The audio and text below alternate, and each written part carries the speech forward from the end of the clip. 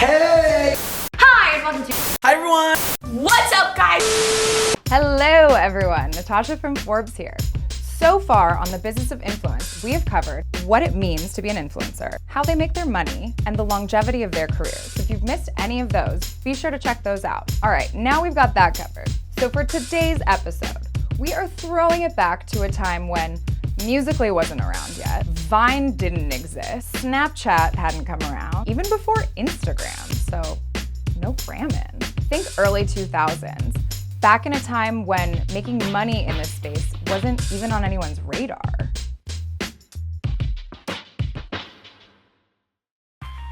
I like Gabby Fresh and Hey Fran Hey and Finding Paola. Those are like my top three. Well, YouTube, I like Joey Graceffa, Miranda Sings, and my Instagram account, Cameron Dallas, he's pretty cool. For me, it's Selena Gomez. I love her for her music, and then she became the most followed person on Instagram.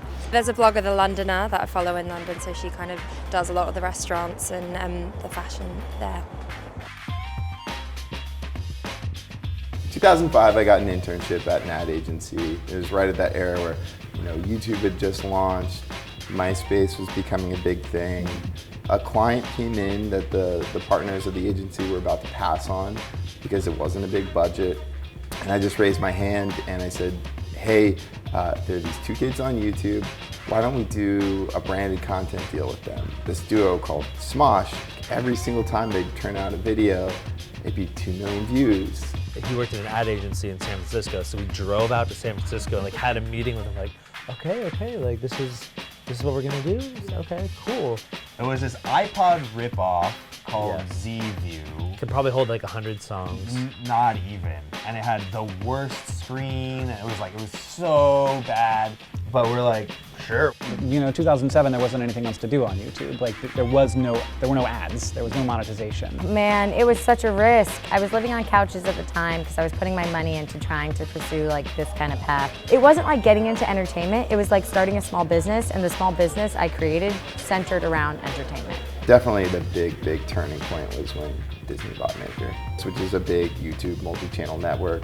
It suddenly had this credibility. And overnight, you'd go into meetings and people are like, what's our influencer strategy? We're always trying to push ourselves to try new things and do things that we're excited about. Smosh the movie, which was our first one. Ghostmates, which was our YouTube Red series. Also Smosh Live, which was a live show. It's all about just, finding new sort of frontiers online and challenging ourselves and keeping things interesting. There's no big company or brand in the world that doesn't have the resources to keep up with what's going on in the influencer world. They just have to decide to do that. Everybody's talking about what's gonna happen to all the people that drive cars and trucks when autonomous cars happen. The same shit that happened to all the farming workers. What do you think happens? We adjust. This is hard. I get anxiety every time there's new platforms showing any promise. Spending time on them with the potential chance of them meaning something. It's hard work. The end. So what did you think about this episode? Be sure to leave questions and comments down below right here, and we'll see you next week. Oh wait, don't forget to subscribe. All right. I think Vine was the best ad that has ever happened. There's this phrase in the Batman movie that goes, you either die as a hero or live enough to become the villain.